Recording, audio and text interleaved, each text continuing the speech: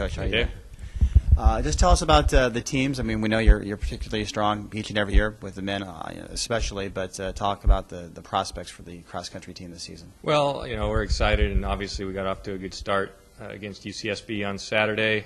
Very encouraging, and certainly, with the men.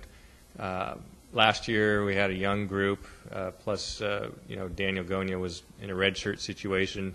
So with the addition of him being healthy, and then the young guys just that much older and more experienced, and they all put in great summers of training, and plus we added David Cardona, who was the state community college champion, and he slips right in there, and so it's really quite a team, and will be a lot of fun to work with, and Saturday showed there's a lot of promise. And then on the women's side, we have a great blend of the old and the new, so to speak. I mean, Vanessa Hancock ran a great race, ran, I think maybe 30 or 40 seconds faster than a year ago on that same course. And, her and Leanne Fogg show senior leadership. They were conference champions in the track and the 1,500 meters and the 3,000-meter steeplechase, respectively, and they look like they're picking up right where they left off during the track season. And then we've added some wonderful new freshman ladies, one of the top recruiting groups in the country, to be quite honest with you. And Savannah Pio from Miracosta was a state champion. Megan Bredmore almost made the Foot Locker national meet, and they came in and they were our third and fourth runners on Saturday, looking great. So that'll be a fun group to work with also. So we're very excited about the season, and look forward to seeing how it all plays out. I apologize for my memory, but I believe that the men did not win the conference title last year, right? Nope, the men did not win last year. In a while, was that? Yeah, we've won 10 out of the last 12, and so we had won 7 in a row, right. And so last year we didn't win, and certainly I think there's been that tradition of excellence there in the program that has never been lost on the team.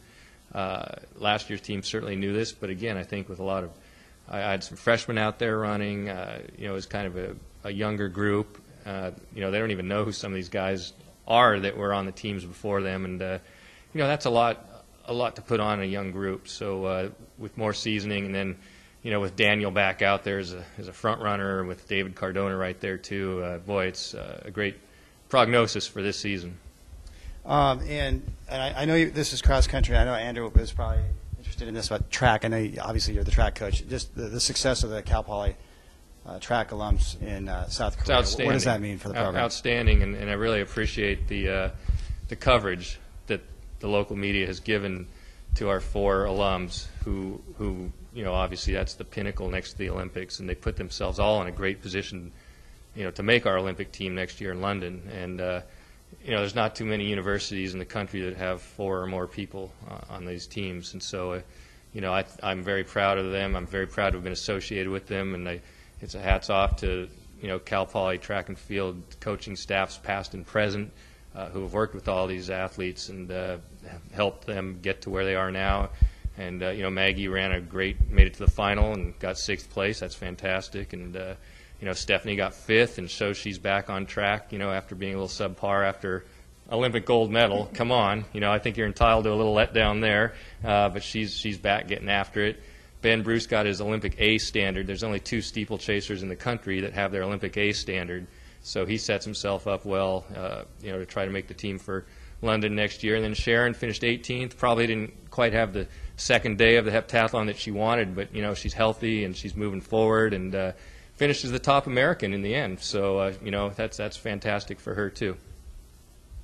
How big of a plus is that for recruiting? I mean, I would assume for when you're recruiting track athletes, you're going to mention that as much as possible. Perhaps, I mean, just as far as they keep performing at this highest level. Absolutely. You can get it done at Cal Poly, and when you got that on paper that hey, there's 4 people in the World Championships, or cross country teams win big conference championships consistently, you can't argue when it's on paper, and that's the beauty of it. And people that come here and get it and understand and have the Cal Poly pride, they're going to excel here, and that's what we're after. Cool. Thanks, Coach. Okay.